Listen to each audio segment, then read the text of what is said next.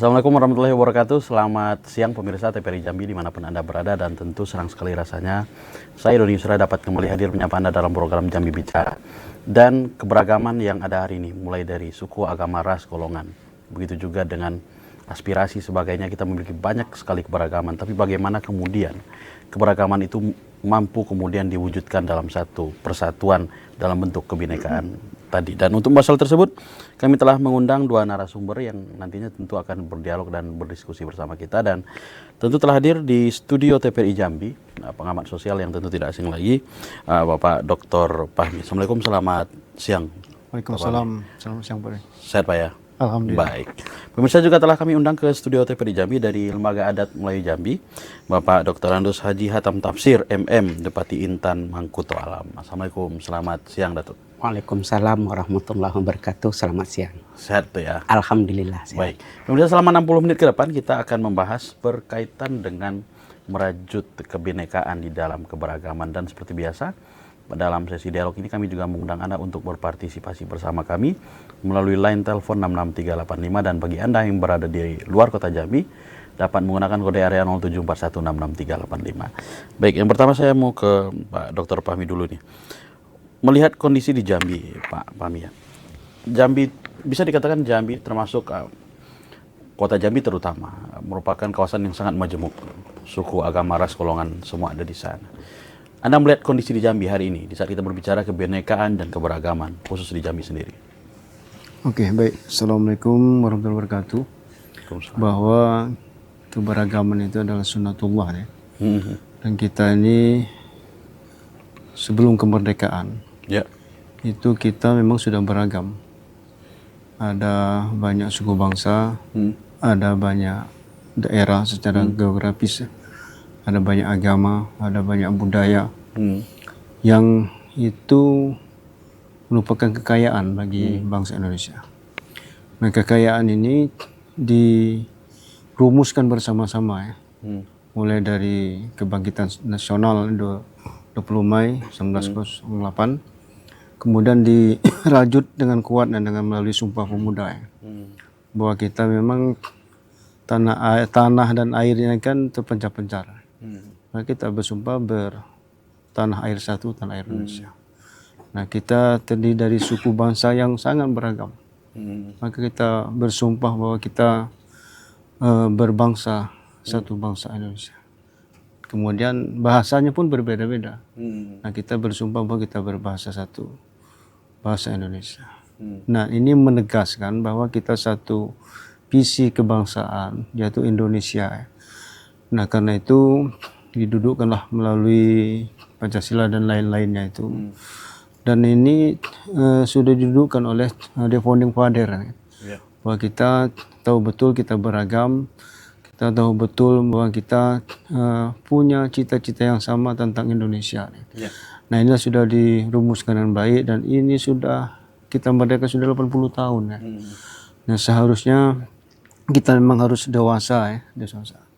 Dan kenyataan kita berbeda itu betul. Tapi dalam sikap sebagai anak bangsa, kita harus dewasa melihat ini semua kan.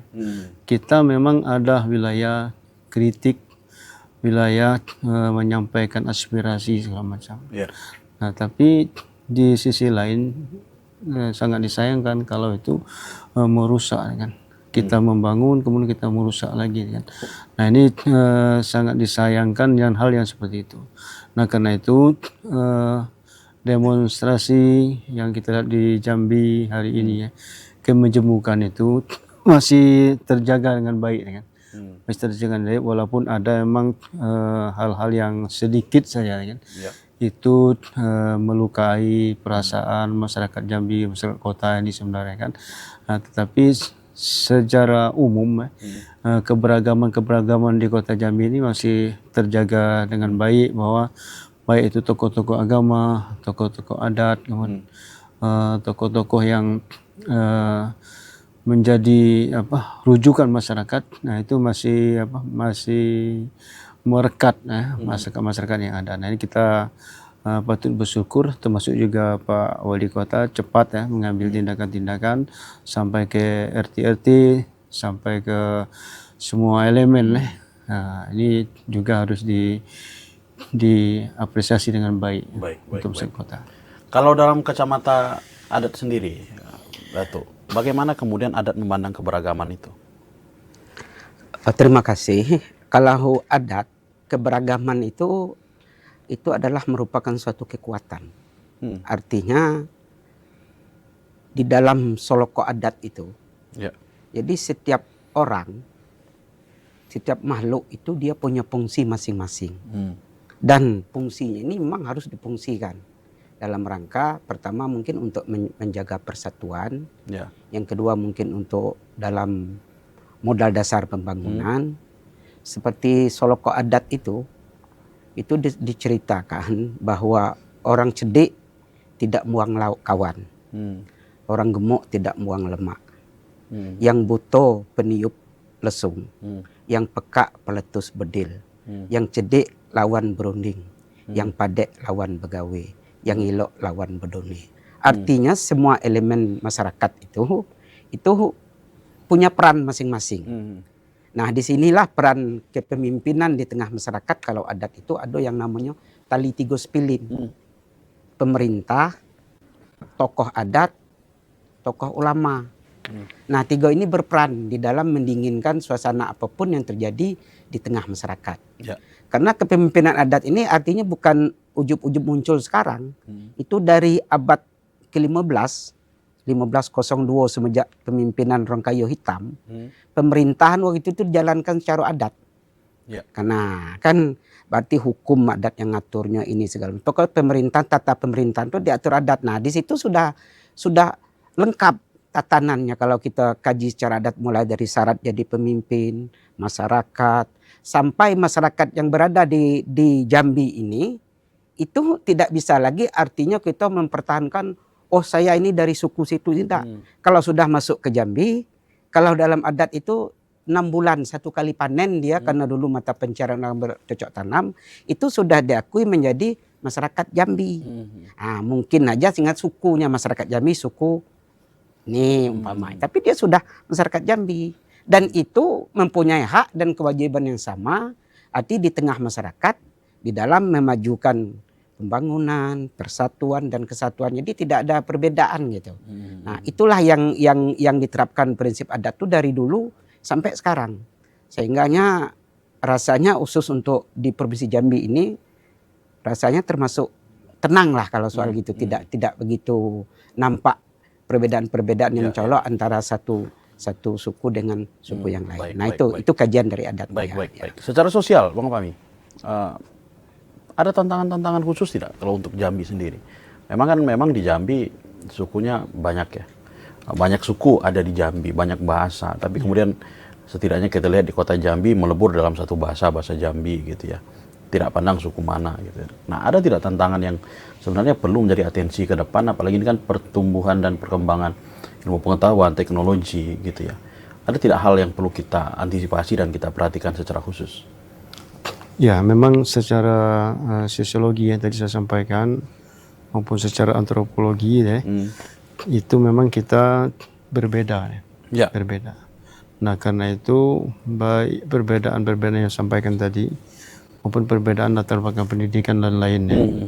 Nah, perbedaan itu apabila kita tadi sampaikan oleh Pak dari lembaga adat kita ramu dengan baik baik itu akan menjadi baik. Nah, karena itu tantangannya memang ketika kita gagal misalnya memfilterisasi harus dari luar.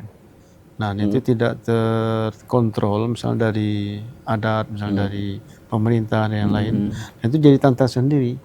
Nah, misalnya masuk paham-paham yang memang bertentangan dengan adat istiadat di Jambi nih. Dengan kultur masyarakat Jambi kan. Nah, itu menjadi problem itu dari luar seperti itu. Nah, kalau dari dalam tantangannya memang kita itu harus menekan perbedaan-perbedaan yang membuat konflik tapi memunculkan yang sama kebersamaan yang kita harapkan kita satu visi tentang kota, tentang provinsi Jambi ini, kita membangun dengan baik. Nah, sehingga memang yang berbeda itu kita tekan sedemikian rupa ya. Nah, sehingga yang muncul itu kebersamaan-kebersamaan, persaudaraan. Ya.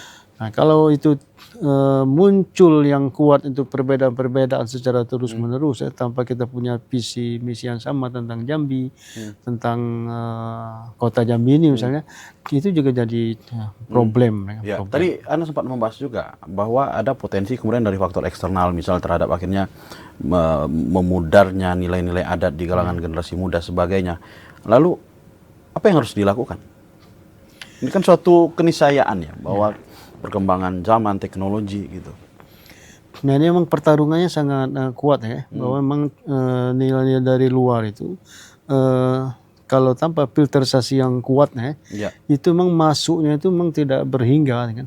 Dia masuk ke anak-anak kita, masuk ke pemuda kita, bahkan masuk ke orang tua. Nah, sehingga memang kalau itu di-share terus, dikirim terus ya kan. Nah, jadi yang penting itu kedewasaan kita, kedewasaan orang tua ini, kedewasaan kita ajak yang pemuda ini dewasa dalam menyikapi itu, sembari kita memperkokoh misalnya, internalisasi bahasanya nilai-nilai adat kita ini, nilai-nilai yang ada di Jambi ini kita internalisasi ke pemuda kita dengan secara terus-menerus. Mungkin dia akan timbul jati dirinya, identitas diri, soalnya bahwa kita ini orang Jambi ini, bahwa kita ini orang Indonesia, kan? Punya nilai, punya etika, punya norma-norma yang harus kita pegang teguh, kan? Nah, kalau itu menjadi hal yang terinternalisasi, terengkulturasi dalam diri kita, nah itu mudah-mudahan apapun yang masuk dan kita bisa filter. Nah, jadi filter individu ini yang lemah. Kemudian kalau kita dorong filter secara kebersamaan, mulai dari pemerintah, adat, kemudian tokoh-tokoh pemuda bersama-sama mendorong ini secara bersama-sama, itu bisa juga ya, yang individu masuk itu bisa terikut dengan yang baik. Baik. Kita tahan dulu. Pemirsa jangan kemana-mana karena Jambi Bicara akan kembali setelah pesan berikut ini.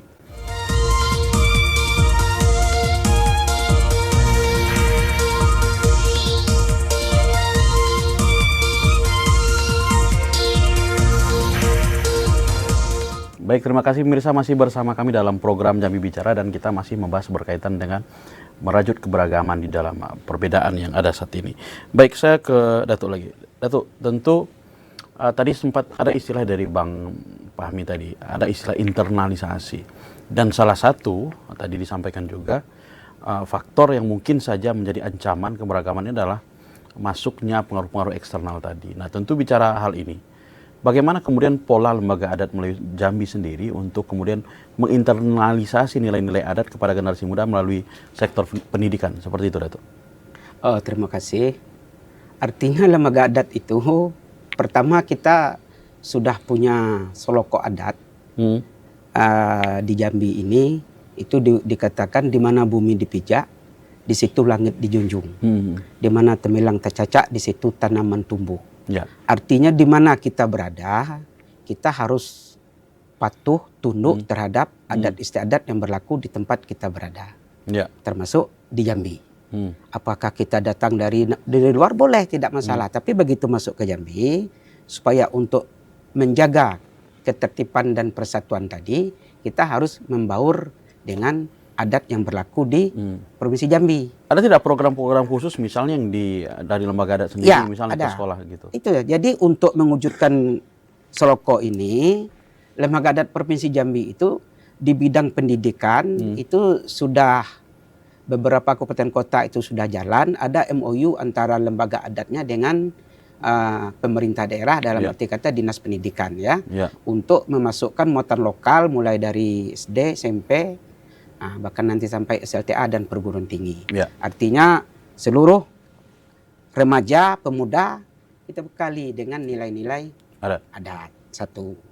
Nah, yang kedua, untuk di tengah masyarakat, artinya tidak hanya sebatas di lembaga pendidikan. Jenjang lembaga adat ini sudah kita bentuk sampai ke tingkat kelurahan dan RT. Dan juga lembaga adat telah bekerja sama dengan aparat penegak hukum, baik itu dari kepolisian maupun kejaksaan, yang namanya restoratif justice. Artinya setiap persoalan yang berada di tengah masyarakat itu, ada beberapa persoalan yang dinilai mampu diselesaikan secara adat untuk menjaga supaya jangan terjadi ketimpangan-ketimpangan tadi, itu diserahkan ke adat untuk menyelesaikan. Dengan pola restoratif justice. Dalam pola restoratif justice itu. Jadi penyelesaian di luar persidangan, namun tetap diselesaikan secara adat, mobil khusus tentu adat di mana mereka terjadi. Kalau di Kota Jambi ya adat yang berlaku di Kota Jambi.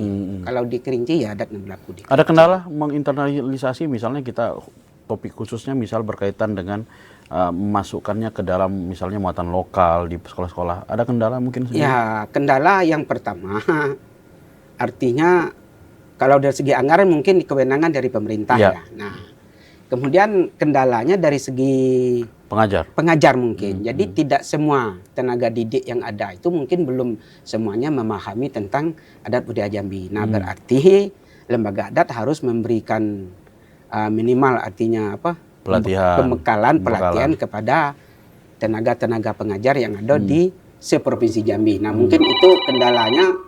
Kalau lembaga adat kan kita kan tidak punya finansial soal itu kan. Nah, mungkin itu sangat tergantung dengan dukungan pemerintah. Ya, mungkin kita sapa penelpon kita terlebih dahulu. Assalamualaikum, selamat siang. Halo. Selamat siang juga Bung Doni Yusra. Assalamualaikum warahmatullahi wabarakatuh. Waalaikumsalam. Salam sejahtera untuk kita semua. Baik, silakan Pak Yudi. Ya, mohon maaf sedikit menyita waktunya untuk menanggapi sebelum lebih panjang kita bicarakan persoalan ini. Yang pertama saya hormati Dr. Fahmi, pengamat sosial yang sudah tidak asing lagi. Ada Datuk, saya lupa nih karena tidak ditayangkan di TPI dari Lembaga Adat Melayu Jambi. Yang saya hormati, mohon maaf namanya belum ditayangkan. Kami tidak menyurutkan rasa hormat saya. Bapak narasumber yang saya hormati, ya tentu judul ini berkaitan dengan adanya persoalan yang sangat masif baru terjadi, yang telah terjadi demonstrasi menuntut persoalan yang sudah kalau saya akumulasikan ya cukup berat ya. Jadi kalau dari hilirnya ada negara Konoha, kabur aja dulu sampai ke hulunya kasus pemberian polisi, amnesti oleh presiden setelah yang tidak tepat sasaran sampai dengan hilirisasinya keras naik honor DPR RI dan kematian ojol Afan. Nah ini yang memuncak sehingga demo dengan anarkis dan penjarahan. Ya inilah dinamika negara berkembang yang sumber daya manusia SDM-nya yang masih harus diuji, elit-elitnya tidak pernah memberikan contoh yang baik hingga terakumulasi puncak tersebut. Ya. Nah kembali kita ke Jambi ya. Hal ini ada juga demo demo yang ditunggangi. Ya kan demo ini kan diatur oleh undang-undang hak konstitusi. Itu kan artinya SDM manusia masyarakat kita ini kan menunggangi gitu, memanfaatkan karena ada need di situ kebutuhan yang mendasar yang tidak dipenuhi oleh pemerintah, yang menjarah kan gitu kan. Lantas demo ya tentu itu hal yang wajar ya.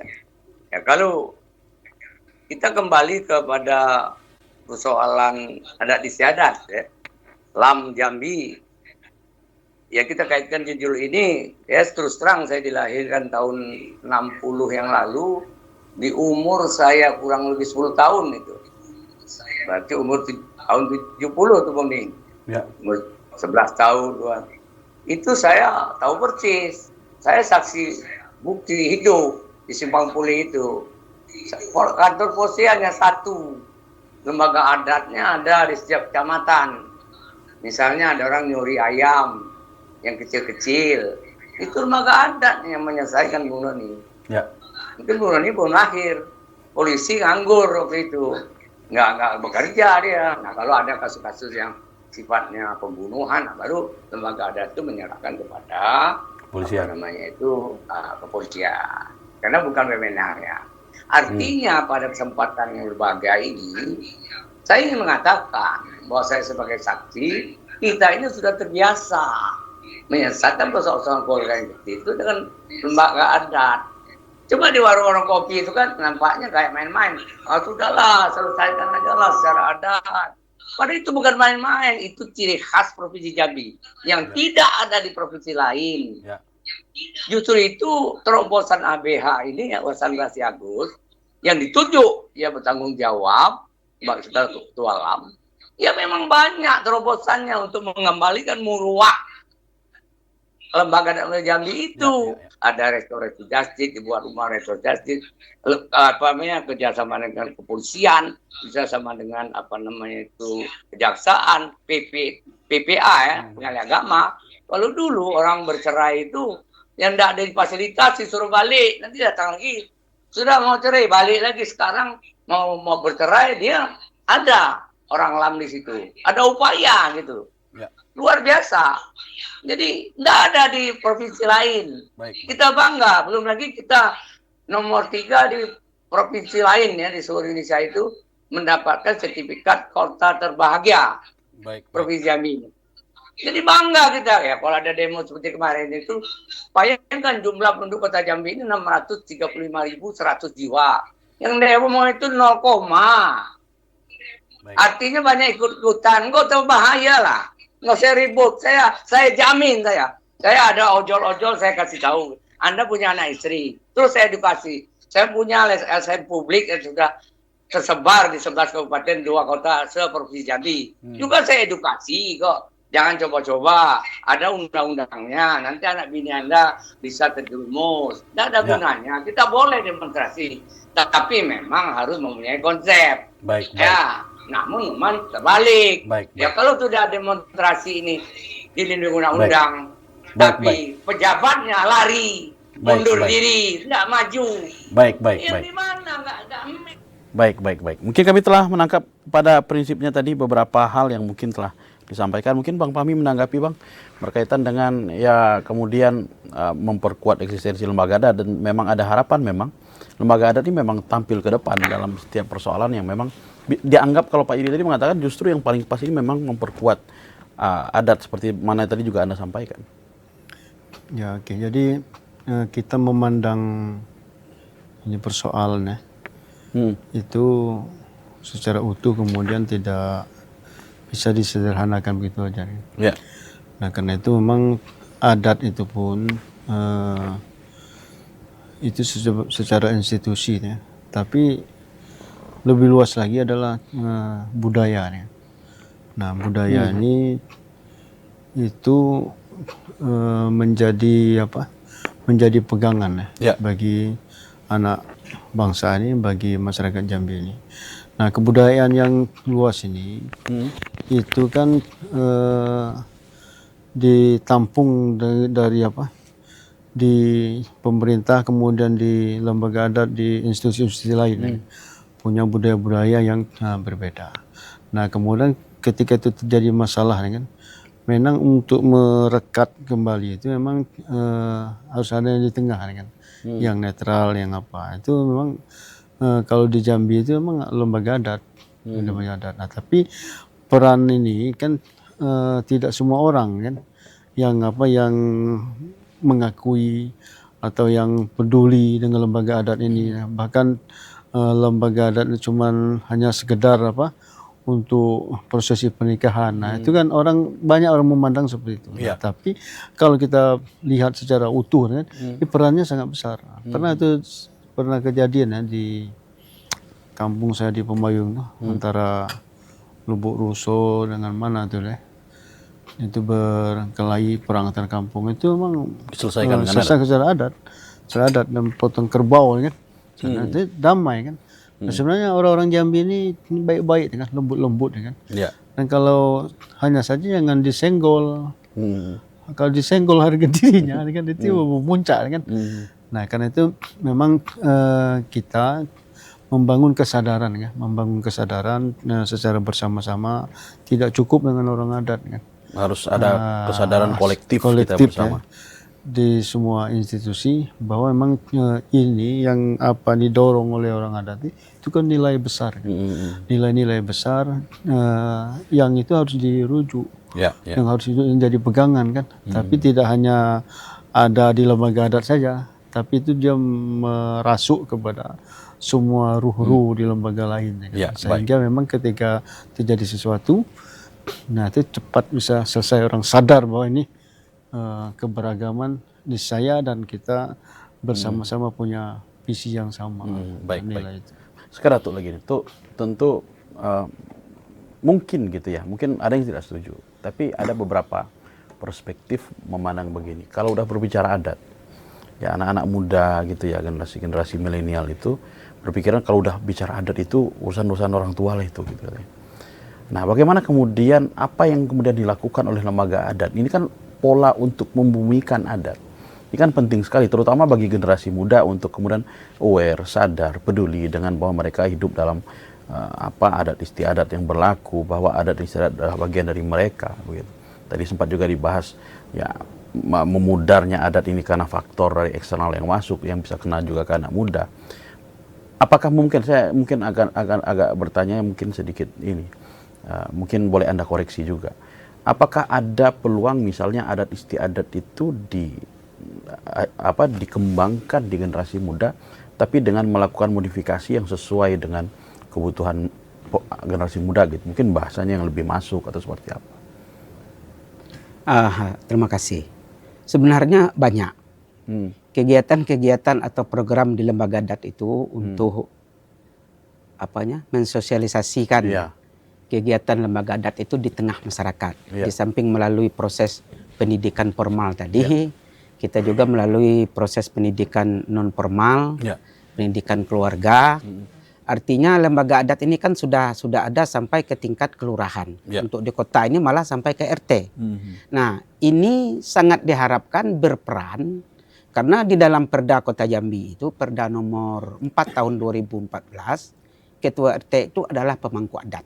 Jadi begitu dia dilantik sebagai ketua RT, secara otomatis dia menjadi pemangku adat. Nah, itu dibekali. Kemarin waktu pelantikan yang banyak itu 1000 itu, langsung dibekali oleh pengurus lembaga adat. Ketua RT itu minimal kita bekali tentang hakam hukum yang berkaitan dengan adat. Dengan harapan apa? Supaya mereka ini bisa menyampaikan ke masyarakat, sampai ke rumah tangga. Tapi kadang-kadang generasi muda ini kita tidak bisa menyalahkan langsung generasi muda. Mungkin kesalahannya juga terhadap pada kita yang sudah tua-tua ini. Soalnya umpamanya tidak usah luas. Di lingkungan paling kecil rumah tangga. Ya kan? Umpamanya pas azan. Ayahnya manggil anaknya, "Jang, sholat kau." Tapi ayahnya sendiri tidak sholat. Nonton TV umpamanya kan. Nah, itu kan berarti kan anaknya kan tidak mungkin sholat kan kalau dia bilang, "Ayah." Nah, gitulah kira-kira. Artinya untuk menerapkan adat itu tadi di tengah masyarakat itu harus sampai ke kepala-kepala rumah tangga itu. Nah, itulah peranan pemangku adat yang ada di RT tadi itu. Diharapkan ke depan ini berperan. Nah, makanya di RT itu juga sekarang dibentuk namanya LID. LID ini sebenarnya sama dengan hakim peradilan adat lah. Jadi sekarang di Kota Jambi ini setiap RT itu sudah punya hakim peradilan adat.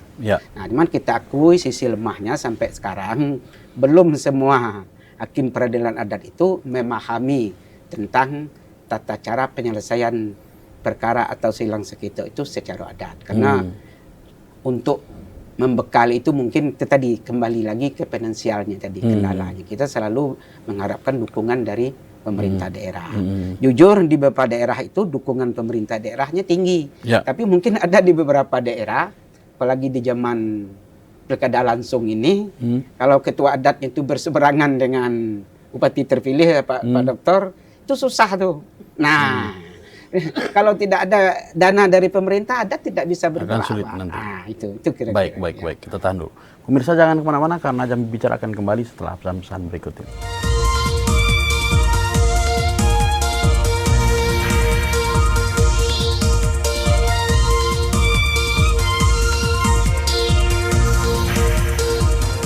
Baik, terima kasih Mirsa masih bersama kami dalam program Jambi Bicara dan kita masih mengangkat berkaitan dengan merajut kebinekaan di dalam perbedaan yang ada. Baik, sekarang Bang Fahmi.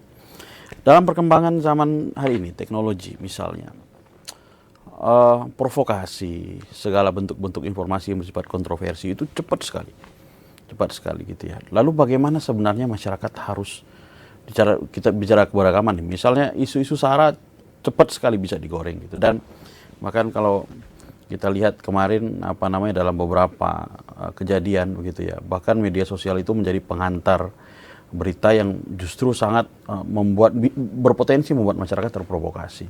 Apa yang harus dilakukan sebenarnya? Oke, baik.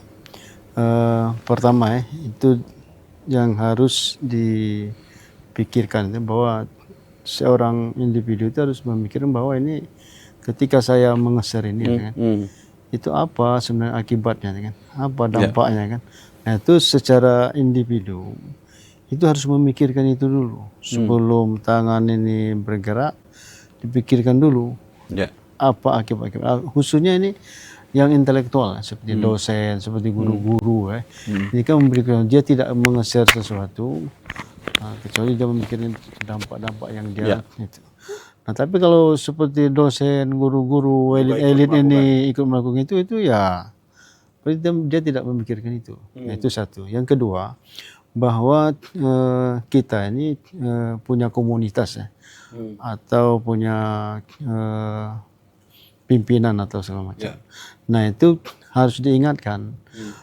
Misalnya dari rektor harus mengingatkan. Kami sudah mengingatkan itu dari rektor mengingatkan kepada jajarannya bahwa jangan mengeser atau mengirimkan video-video yang tidak bermanfaat, yang memprovokasi segala macam. Nah itu di satu institusi, termasuk di sekolahan, nanti diingatkan kepada guru-gurunya, kepada murid-muridnya, kepada mahasiswanya, itu diingatkan berulang-ulang kan, bahwa akibat yang mereka share itu dampaknya bisa menyulut sesuatu yang lebih parah, menyulut emosi apa segala macam.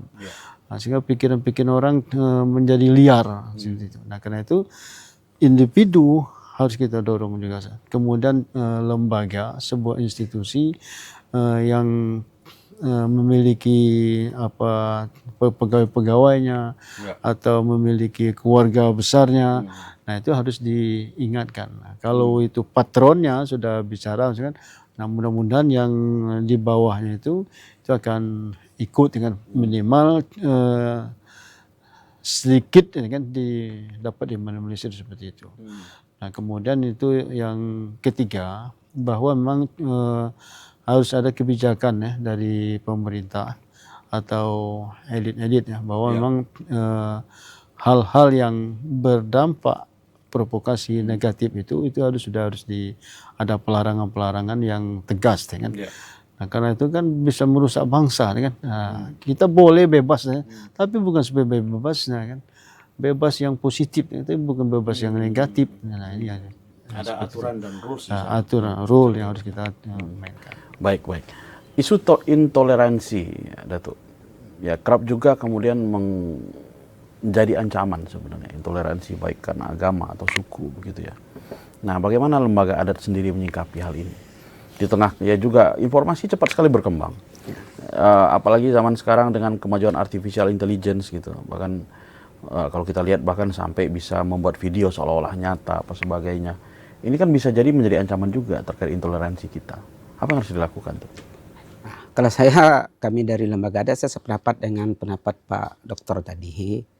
Artinya kalau dalam Soloko adatnya itu sisik siang. Nah, jadi setiap sesuatu yang akan dikerjakan itu dianalisa dulu, dikaji dulu, dampaknya apa.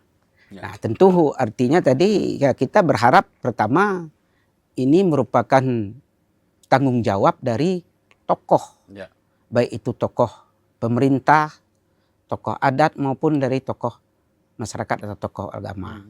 Kalau sudah tokoh yang artinya memulai, nah ini memang agak sedikit ruwet ini karena dalam adat itu namanya kan tongkat membawa rebah, kan pewang memecah timbul. Nah ini dituntut kearifan memang. Kearifan dari terutama tokoh yang di tengah masyarakat. Artinya kita betul-betul bisa memberikan kesejukan dengan masyarakat, tidak menyampaikan informasi-informasi yang belum pasti kebenarannya dan lain sebagainya, apalagi dengan perkembangan media ini memang itu merupakan satu tantangan tersendiri. Tapi saya yakin kalau memang kita artinya punya satu keinginan, mulai dari pemerintah, tokoh agama, tokoh adat, masuk tokoh-tokoh masyarakat, itu kita punya satu pandangan bahwa kita perlu menginginkan masyarakat dalam rangka menciptakan ketertiban dan kedamaian di tengah masyarakat, terutama dalam melancarkan proses pembangunan. Saya rasa itu bisa dilaksanakan. Ya, baik. Sekarang Bang Fahmi lagi nih. Bang, potensi konflik bisa saja terjadi di tengah isu kebinekaan. Nah, sebenarnya ini kita mungkin agak sedikit mendasar ini pertanyaannya, Bang. Kebinekaan ini sebenarnya justru menjadi potensi konflik atau justru sebagai sumber utama agar kita bisa merekatkan perbedaan-perbedaan itu sebenarnya? Oke, sebenarnya tadi di awal sudah saya jelaskan ya, bahwa memang keberagaman kita itu sunatullah kan. Nah, oleh the founding father, para pendiri bangsa ini, dia tahu sadar betul kita ini beragam dan sadar betul kita harus bersatu untuk memerdekakan bangsa ini. Kalau kita tidak bersatu, daerah sini, kita tidak bisa menjadi bangsa yang besar. Bahkan kita akan tetap menjadi jajahan-jajahan. Nah, karena kesadaran itulah maka para elit ini para pendahulu kita ini, bahwa kita harus membuat satu konsep kebangsaan yang besar. Maka didudukkanlah Pancasila, didudukkanlah undang-undang. Ini diuji berulang-ulang kan. Diuji berulang. Tapi kita bisa selamat ya, dari ujian-ujian itu. Mulai dari G30 SPKI, mulai dari pemberontakan di mana-mana, nah agresi di mana-mana. Nah, segitu diuji terus sampai 98 kita diuji. Tapi kita berhasil melalui itu dengan baik. Nah, karena itu kesadaran inilah yang harus dipupuk secara terus-menerus. Kita memandang bahwa kita ini satu bangsa Indonesia yang utuh ya, bahwa NKRI ini harus dipandang secara utuh. Maka insya Allah ya, saya meyakini bahwa keberagaman itu akan menjadi sebuah kekuatan kita, bukan potensi konflik. Baik. Tadi Datuk juga sudah sempat membahas ya, ada beberapa keterbatasan lah terkait dengan beberapa program sebenarnya diinginkan oleh lembaga adat. Kalau terkait dengan program yang dalam hal menyingkapi kebinekaan itu sendiri, perbedaan-perbedaan itu, ada tidak mungkin tuh, mungkin secara berkala setahun gitu atau apa begitu? Iya, kalau program itu kita artinya bukan hanya berkala, tapi bahkan setiap saat asal ada kegiatan-kegiatan yang melibatkan adat, kita selalu memberikan artinya masukan kepada masyarakat, apakah melalui proses perkawinan, apakah melalui acara apa gitu. Kita selalu, karena itu tadi, kita memang dari awal tadi sudah saya ceritakan bahwa keanekaragaman itu merupakan potensi untuk yang lebih besar untuk memajukan suatu bangsa. Makanya tadi dari awal sudah saya bilang, kalau di adat itu semua makhluk itu punya potensi untuk dikembangkan. Nah, tadi saya ceritakan soal adatnya, buto untuk peniup lesung. Nah, artinya orang buta pun kita fungsikan sesuai dengan kemampuan dia. Peka untuk pelepas bedil, lumpuh untuk penunggu rumah, cedik lawan berunding, kuat lawan begawe, cantik pelawan dunia. Jadi lengkap. Jadi artinya itu setiap ada kegiatan kita selalu kita sampaikan. Ada di upacara perkawinan itu ada nasihat perkawinan, ada tunjuk ajar tegur sapo, kita sampaikan itu. Atau ada di acara-acara lain yang berkaitan dengan melibatkan tokoh adat, pengukuhan pemangku adat. Sekarang ini setiap kepala daerah itu dikukuhkan sebagai pemangku adat, mulai dari bupati, wali kota, termasuk lurah tadi itu, Pak RT kan dikukuhkan. Nah itu kita sampaikan itu, sebagai apa tuh, supaya untuk tujuannya lebih apa tadi itu. Jadi dengan keragaman tadi bisa diramu menjadi sebuah kekuatan untuk persatuan membangun daerah. Penghargaan terhadap orang luar kan? Melalui pengukuhan. Ya memang betul itu. Jadi termasuk artinya yang bukan Jambi tapi orang kita dari luar yang sudah pernah bertugas di Jambi atau dia punya jasa terhadap pembangunan Jambi baik secara khusus maupun umum, itu kita anugerahi penghormatan itu gelar adat. Gelar adat. Kan? Nah, sering sudah banyak kita kasih itu. Baik. Kita tahan dulu. Pemirsa jangan kemana-mana karena Jambi Bicara untuk segmen terakhir akan kembali setelah pesan-pesan berikut ini.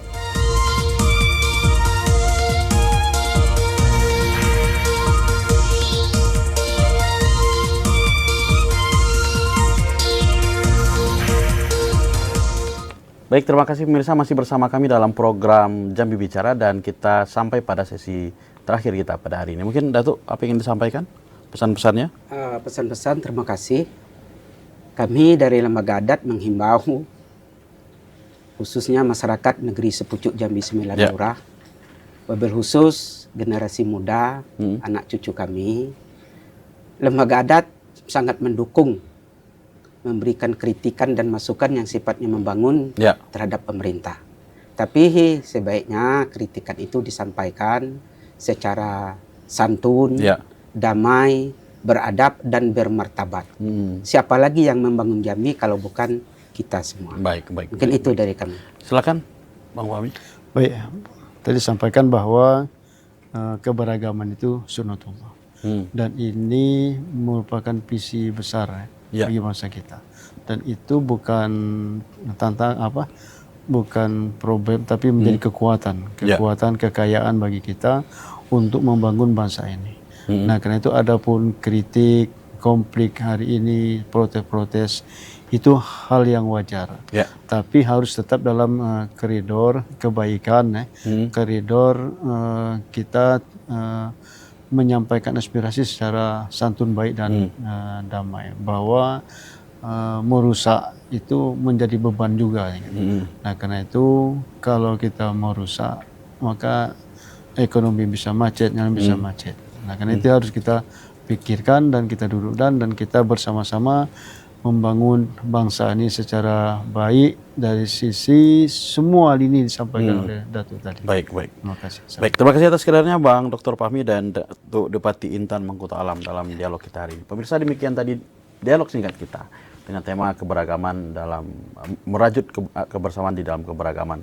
Pada prinsipnya adalah ini merupakan tanggung jawab kita bersama dan bagaimana kemudian kita memegang teguh keberagaman itu, dan tadi juga disampaikan bahwa perbedaan itu merupakan hal yang memang lumrah dan merupakan, kalau istilah Bang Fahmi tadi, merupakan sebagai sunnatullah, dan bagaimana kemudian kita merajut perbedaan-perbedaan itu menjadi sebuah kekuatan, menjadi kekuatan kita bersama.